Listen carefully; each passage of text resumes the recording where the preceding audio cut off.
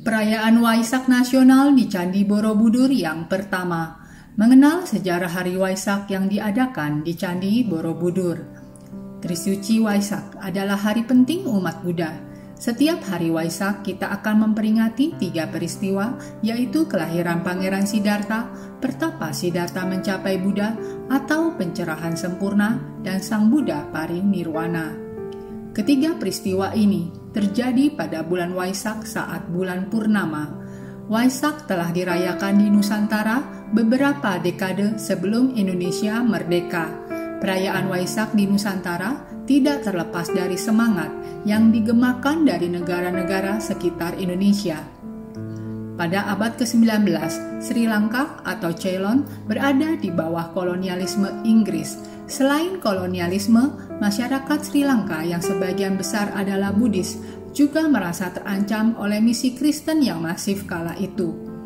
Mereka makin merasa didominasi saat pemerintah kolonial Inggris menetapkan Natal sebagai hari libur.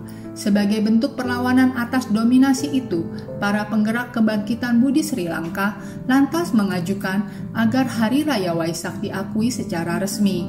Langkah ini sekaligus mendorong Waisak menjadi perayaan keagamaan modern. Pada tahun 1885, Waisak ditetapkan sebagai hari libur.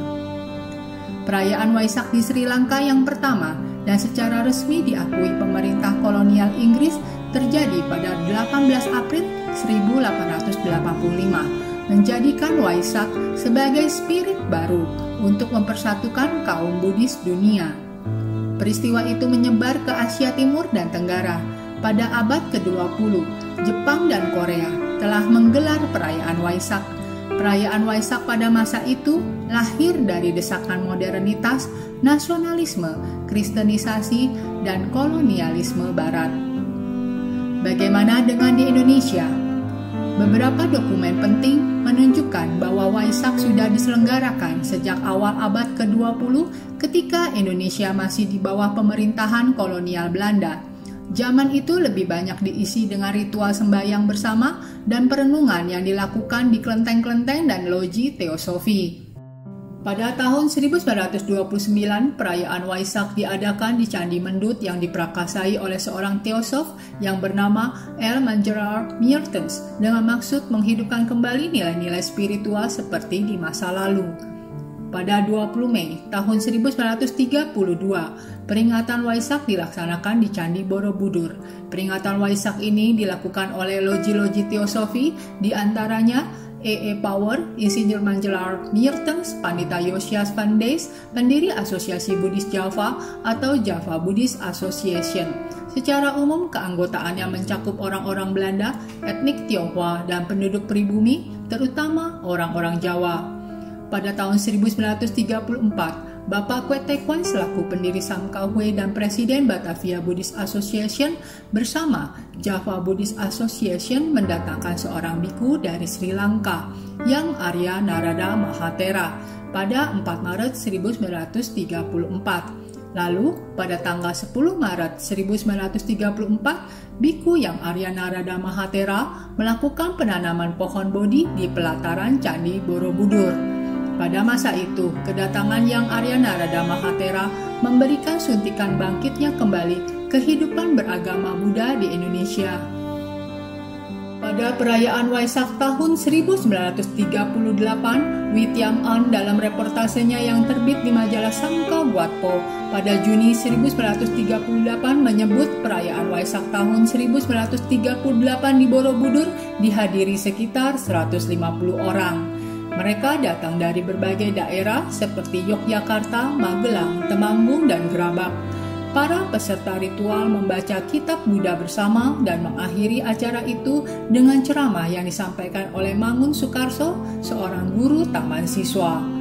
Namun, kala itu, Waisak yang diadakan di Candi Borobudur bukan digelar oleh komunitas Buddha, melainkan oleh para anggota teosofi yang banyak diikuti oleh orang Eropa dan ningrat Jawa. Pada dekade 1930-an, Waisak dirayakan secara meditatif.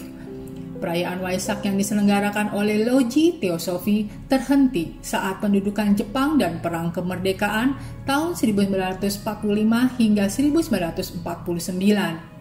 Pada 22 Mei tahun 1953, perayaan Waisak di Borobudur dilaksanakan dengan skala besar yang dihadiri oleh ribuan warga. Bisa disebut di tahun 1953 itulah untuk pertama kalinya sebuah Waisak dirayakan secara terbuka oleh ribuan umat Buddha semenjak era Majapahit. Perayaan Waisak di tahun 1953 ini diprakarsai oleh Te Buan An. Saat itu, Te Buan An adalah Ketua Gabungan Samkau Indonesia yang sekarang disebut Tridharma, sekaligus juga Wakil Ketua Pengurus Pusat Pemuda Theosophy Indonesia.